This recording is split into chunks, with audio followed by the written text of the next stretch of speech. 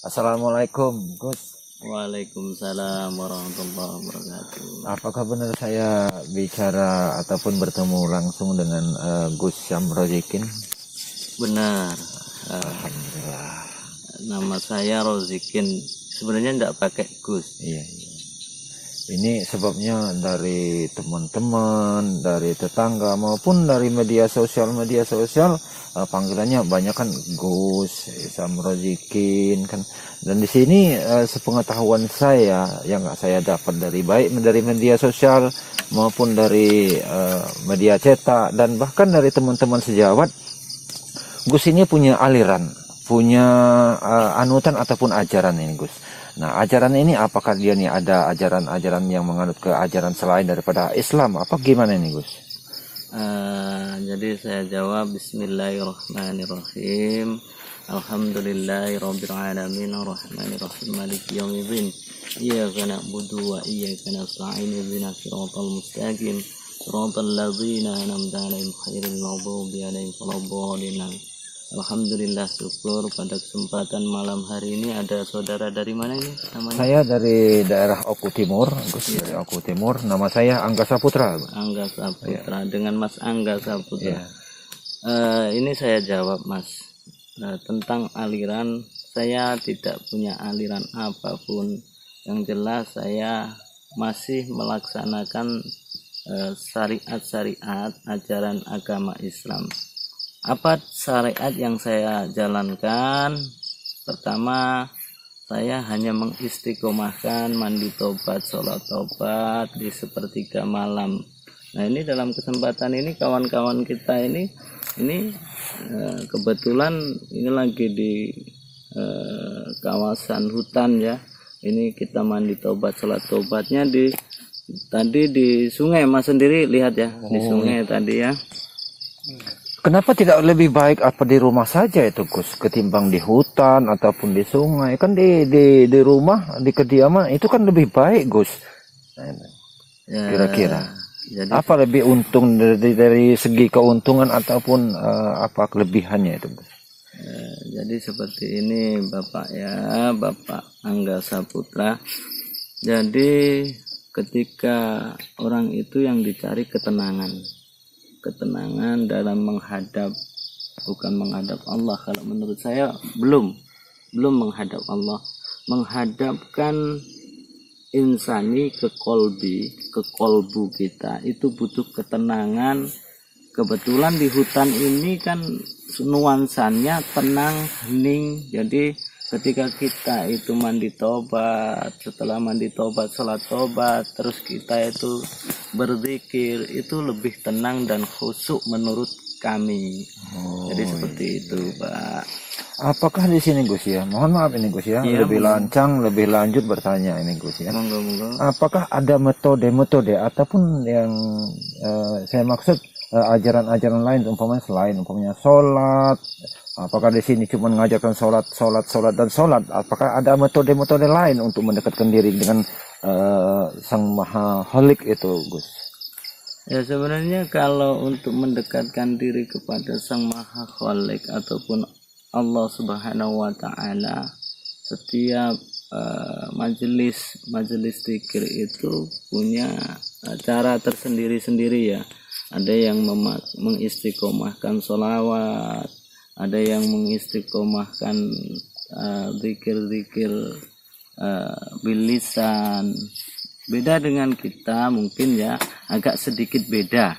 Bedanya di mana? Kita lebih kepada zikir kolbu.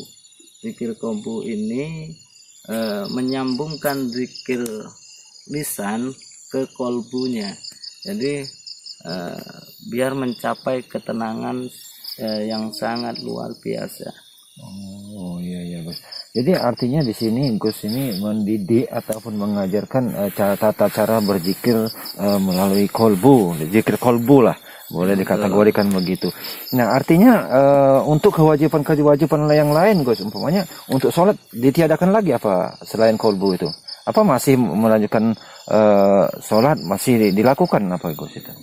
Jadi seperti ini Bapak Angga ya. sholat itu sudah suatu kewajiban. Jadi zikir kolbu ini mengajarkan diri untuk lebih fokus di dalam sholat. Jadi untuk mempelajari diri supaya lebih tenang, lebih khusyuk di kala sholatnya. Jadi kalau sudah zikir kolbu tidak sholat, ya itu sama aja bohong. Iya. Nah, jadi seperti itu. Dan saya sendiri itu mengistiqomahkan di mana sholat saya. Itu saya istiqomahkan sholat saya, entah di rumah, entah di kebun, entah di saat perjalanan. Itu saya lakukan dengan istiqomah. Artinya zikir kolbu tadi itu tidak harus dia tuh duduk beristiqomah duduk. Artinya mengutip dari pembicaraan Gus tadi, zikirnya bisa dilakukan waktu jalan, waktu beraktivitas Gus ya. Sebenarnya zikir kolbu itu kembali kepada kesadaran sadar diri, bahwa itu kalau kata saya itu namanya sadar Allah. Seperti bagaimana konsep sadar Allah? Sadar Allah itu kalau saya ini versi apa yang saya dapat, yang dinamakan sadar Allah adalah mensyukuri apa yang Allah berikan kepada kita. Misalnya kita nafas ini Mas ya. Nafas ini sudah nafas, waduh, nikmat Allah yang wajib kita syukuri terutama. Pertama kali yang wajib kita syukuri adalah nafas, Mas. Jadi seperti ini. Coba Mas Angga tutup hidung Mas Angga. Ketika ditutup, apakah kira-kira Mas Angga masih hidup nggak 1 jam ditutup? Ya enggak lah Gus, iya. Enggak lah. Jadi itu yang perlu pertama kali kita syukuri Mas Angga ya. Iya benar. Nah di sini Gus ya, Gus ini kan sudah terkenal di mana-mana. Menurut pengetahuan saya dari teman-teman, dari media, dari youtuber, teman-teman itu Gus ya. Nah sudah berapa banyakkah peserta ataupun anak buah ataupun anak didik daripada Gus ini Gus, dan apakah di sini apa ada padepokan, apa ada paguyuban dan sejenisnya Gus? Nah jadi kalau mengutip tentang katakanlah santri ataupun pengikut, saya sama sekali tidak punya pengikut Mas. Tapi kalau saudara saya satu paguyuban, satu paguyuban ini Pak Pak Angga. Iya. Itu kalau di Sumatera Selatan ini sekitar 740-an kalau tidak salah itu. Sudah besar juga. Ya, sudah besar. Di Jawa itu sekitar 302. Tersebar di daerah Jawa itu. Alhamdulillah. Sebagian di Banyuwangi, ada sebagian di Pemalang, ada sebagian di Jakarta, terus di Pelabuhan Ratu itu ada. Alhamdulillah. Cuman seperti ini Bapak Angga ya, saya sendiri tidak merasa punya anak buah, punya santri, punya pengikut. Karena apa? Karena bagi saya mereka adalah sahabat. Saudara. Jadi saya tidak mau mengakui mereka itu pengikut saya ataupun apa, karena lebih asik kalau kita menjadi sahabat Pak Angga ya. Benar juga. Boleh sambil ngerokok Pak Angga? Silakan ini Gus. Kemudian masih banyak pertanyaan ini Gus yang menyangkut Gus Anom ataupun Gus Samrozikin ini, karena di sini banyak kadang-kadang namanya itu berganti-ganti ya. Ada yang nama Gus Samrozikin, ada lagi namanya lagi saya lihat Anom. Nah di sini apa benar ini namanya selalu berganti-ganti? Apakah memang namanya banyak ini Gus? Jadi seperti ini Bapak. Ini saya ceritakan sedikit ya. Iya silakan. Kami juga pengen tahu ini Gus. Syamrozikin ini pemberian daripada orang tua saya. Jadi setelah saya dewasa waktu itu sekitar umur 19 sampai 20 tahun ya. Saya itu dulu pernah berbohong dengan ibu saya itu apa ya ceritanya Iya, itu, iya, iya. saya merantau ke daerah Lampung, terus ternyata pamit saya itu ke Lampung, Pak, tapi saya tidak ke Lampung, ternyata saya di Jawa. Oh, bohongnya gitu dengan orang Iya, tuanya ya. karena saya ingin belajar Iya, demi belajar. lebih banyak tentang apa ya, tentang keilmuan, Iya, tentang pengalaman-pengalaman.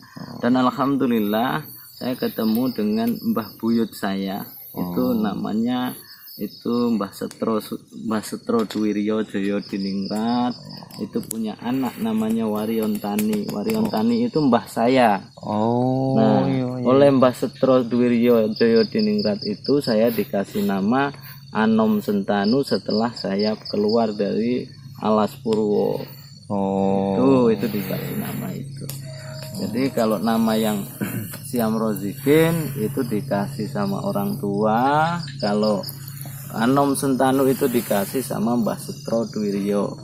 Itu bapaknya daripada simbah saya, Mbah Waryon Tani. oh iya, iya. Ini Gus, kemudian ini masih ada pertanyaan lagi Gus ya. Apakah kegiatan yang dimaksud tadi zikir ataupun mandi taubat dan pelaksanaan kegiatan ini Gus ya, dan Gus ini berpindah-pindah tempat ataupun di satu tempat ini Gus? Kalau zikir kolbu itu secara sendiri-sendiri itu yang kita lakukan, yang kita istiqomahkan dengan mandi taubat itu, Mas. Iya. Itu kita jarang berpindah-pindah ya. Iya, iya. Paling kalau kita ini majelis atau kawan-kawan ini pengen cari suasana lain, nah itu baru kita pindah. Misalnya di sini nih ya, di gubuk ini ya. Nah ini baru kita lakukan satu kali ini. Oh iya, iya. Nah terus kalau majelis zikir yang solawat, zikir yang itu Selasa Kliwon kalau kata saya itu ada zikir sendiri. Itu ada kegiatan juga Selasa Kliwon itu. Alhamdulillah ada kegiatan zikir solawat, zikir kalbu melalui solawat. Jadi itu sering kami lakukan waktu Selasa Kliwonan kalau kata kita itu. Nah kemudian Gus, ini mohon maaf Gus ya, terlalu banyak dan terlalu lancang saya bertanya. Silakan. Karena saya ingin tahu, benar-benar ingin tahu kegiatan daripada Gus ini. Untuk lanjutnya Gus, ini apa namanya itu informasinya untuk kegiatan rutin yang zikir, baik zikir itu berpindah-pindah maupun tidak, itu katanya, ini katanya ya Gus, tapi kebenarannya kita nggak tahu juga, ini sekarang ditanyakan, katanya lebih tenang di tempat yang gelap itu Gus. Apa benar itu? Apa memang bawa lampu apa gimana waktu zikirnya itu? Terlalu banyaknya persiapan-persiapan yang akan dibawa itu Gus. Jadi seperti ini Pak. Jadi setiap zikir itu kan ada kadarnya sendiri-sendiri Mas ya. Seperti kalau anak bayi itu enggak boleh dikasih makanan orang tua. Oh jadi semuanya tuh nggak sama tuh Gus ya? Sama. Harus ada ini ya. Ada tingkatan ya, tahapan ya. Kalau langsung semuanya dipukul rata nanti bingung. Nah gitu. Tingkatannya itu maksudnya Gus ya, tingkatannya itu apa menurut kelas, apa namanya itu tingkatnya itu, tingkatannya maksud saya apa, kelas 1, kelas 2, kelas 3 gitu. Dari pertama dia masuk sampai dia apa ini tingkat 3, ini tingkat 2, ini tingkat 1, gimana ini Gus? Jadi berhubung saya ini saya ikut ke ilmu laduni karomah Kanjeng Sunan Kalijogo. Jadi di situ baik mungkin Mas sendiri tahu laduni itu banyak sekali ya. Jadi sesuai dengan laduni karomah Kanjeng Sunan Kalijogo itu setiap tingkatan itu ada. Jadi selain daripada kita mengajarkan ilmu-ilmu karomah Kanjeng Sunan Kalijogo, saya mengajarkan apa? Yang saya ajarkan, yang saya kasih itu namanya zikir kolbu yang bersanad, yang sanadnya insya Allah belum terputus. Nah terus mandi taubat juga bersanad, sholat taubatnya bersanad. Jadi setiap belajar apapun Mas, saran saya ini ya, Iya, betul. mengamalkan suatu amalan itu harus diteliti dulu sanadnya, putus Terputus apa atau enggak, tidak, ya, sampai apa enggak. Jadi supaya keilmuannya itu benar-benar anteng di badan itu tenang, bisa dinikmati gitu. Karena zikir itu sangat nikmat Mas. Jadi ketika kita zikir kolbu itu ya Allah tenang sekali Mas. Rasanya itu gimana ya? Tiada duanya di dunia ini. Jadi pada intinya seperti ini Mas. Memang betul yang sesuai Mas bilang tadi bahwa saya baik di medsos, baik di masyarakat sekitar, baik di media-media, saya ini dikatakan aliran sesat seperti itu. Iya, benar. Jadi kalau menurut tanggapan saya Mas, jadi seperti ini, orang mengatakan sesat saya tidak masalah, tidak jadi masalah. Yang penting saya tidak akan menyembah Tuhan selain Allah. Dan sanadnya juga sudah jelas Mas ya. Sanadnya tidak terputus, boleh cek, boleh ini, tapi ya saya nggak boleh pembuktian ya, nggak boleh itu karena ini sudah masuk ruang-ruang saya kan, ruang-ruang pribadi saya nggak boleh. Jadi ketika saya dikatakan sesat oleh siapapun itu, saya nggak peduli. Mau dia itu mengatakan saya sesat, aliran sesat, kafir dan sebagainya, itu bukan urusan saya. Itu urusan mereka yang menilai saya. Tapi saya pribadi akan selalu memperbaiki diri, akan selalu terus meningkatkan rasa cinta saya kepada baginda Nabi Muhammad SAW, terus meningkatkan rasa sayang saya kepada Allah Subhanahu wa taala. Lewat mana? Lewat kolbu. Jadi setelah kita nyampe ke kolbu, lalu kita nyampe ke ruh kita. Jadi perlu Mas ingat. Jadi seperti ini Mas, yang dilihat Allah itu bukan bajunya, bukan penampilannya, gitu ya. Iya, benar. Terus yang dilihat Allah itu apa? Kolbunya Mas. Jadi kalau kita itu menghamba kepada Allah itu dengan kolbu yang tenang, yang jernih, insya Allah penghambaan kita itu benar-benar hamba yang benar-benar hamba yang sangat luar biasa.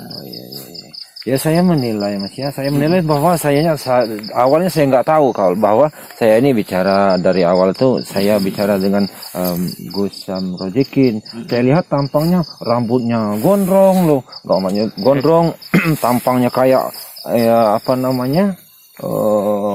serem gitu. Nah kemudian ini terakhir barangkali Mas ya, untuk saya tanyakan ya, jenis zikirnya itu Mas, kan zikir ini beraneka ragam, banyak. Jenis zikirnya ini jenis zikir apa loh Mas? Kemudian bagaimana cara memasukkan zikir-zikir itu ke dalam kolbu? Jadi seperti ini Mas. Jadi sebelum kita itu melakukan zikir ya, kalau menurut saya lebih baik menenangkan diri dulu. Setelah tenang baru saya lakukan mandi tobat. Setelah mandi tobat tenangkan lagi.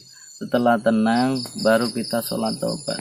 Saya alhamdulillah Mas, saya dikatakan orang jelek, monggo seneng saya Mas. Memang ini kelihatan jasad saya harus jelek. Saya paling seneng dihina ya Mas. Kalau kalau nggak dihina, saya takutnya nanti terhina Mas. Iya benar. Saya seneng dihina, misalnya wah Rozikin itu orangnya acak-acakan, rambutnya gondrong, muka serem, pakaiannya aja kayak preman gitu ya. Saya lebih seneng seperti itu Mas. Saya lebih seneng dihina daripada nanti saya dihinakan oleh Allah. Iya benar. Jadi setelah saya kalau dihina manusia itu lebih seneng lagi Mas. Semakin banyak yang menghina saya semakin bahagia. No problem dengan orang lain. Yang penting Allah tidak menghinakan saya. Benar. Itu Mas. Kuncinya apa Mas? Kuncinya selalu bersyukur, sadar Allah bahwa apa yang diberikan Allah, waktu, kesempatan itu semuanya dari Allah. Jangan Mas sia-siakan sedikit pun, yang penting kita belajar untuk memperbaiki diri gitu Mas ya.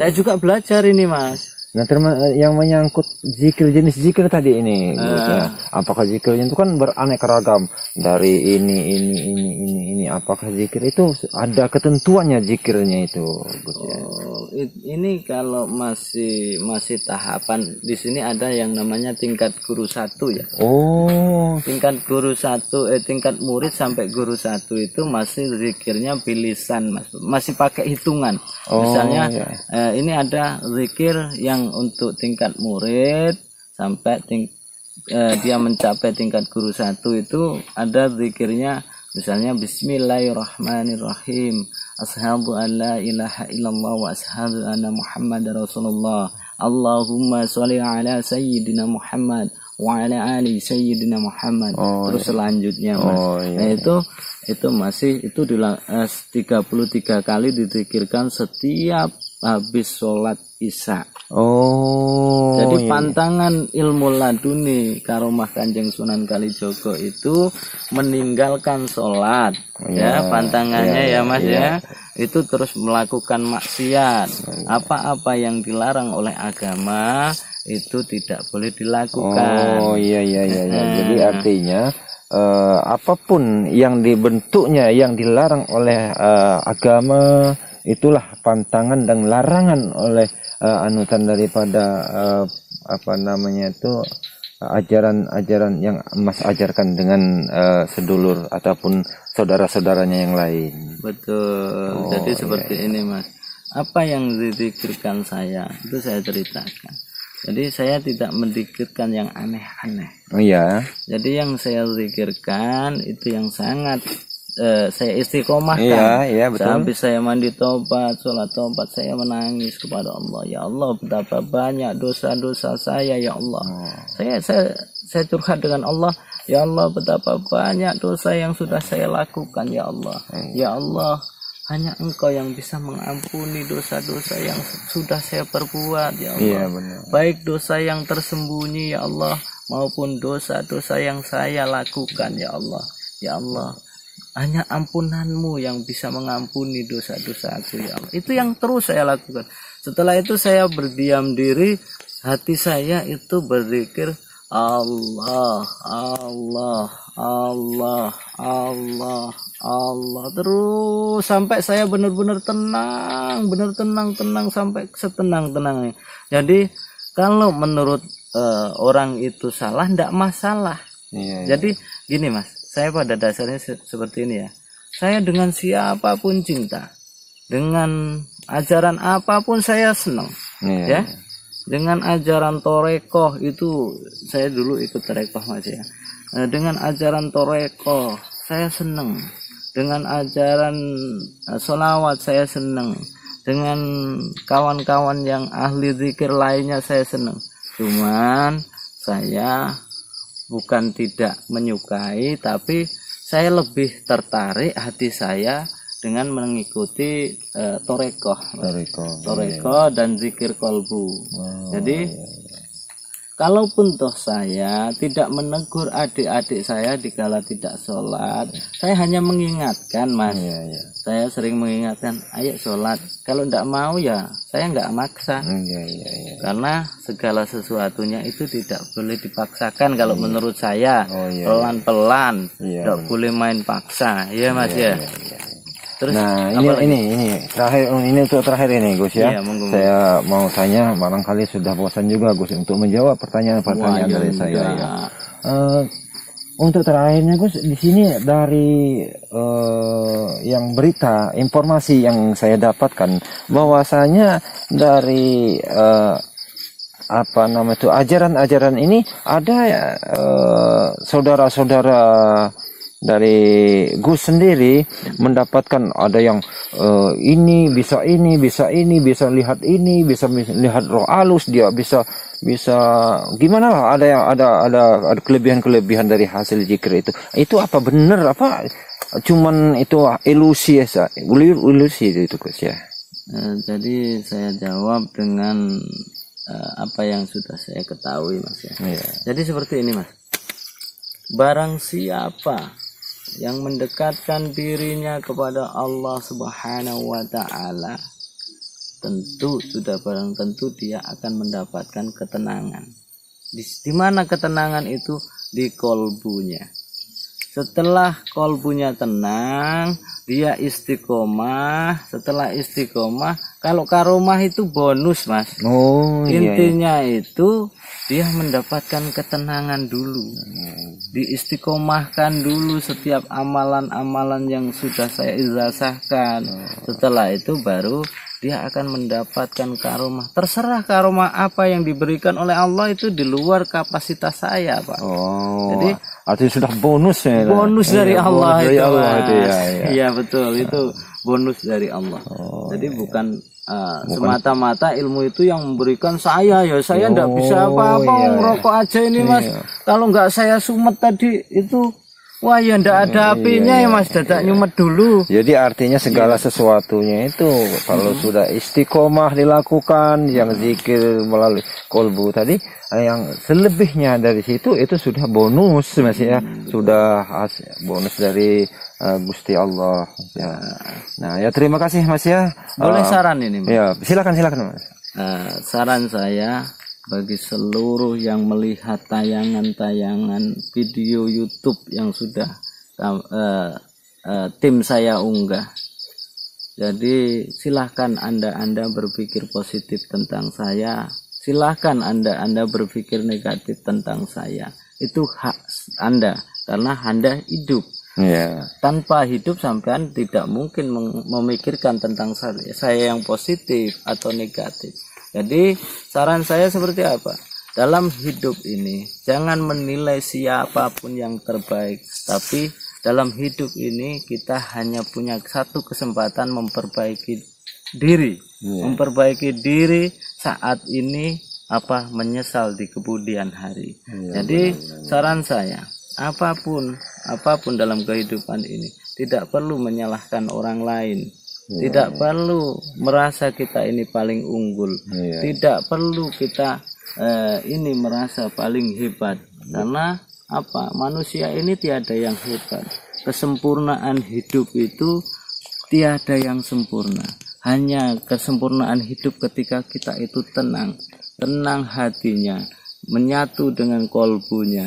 Itu menurut saya kesempurnaan. Jadi saran saya untuk kawan-kawan yang ahli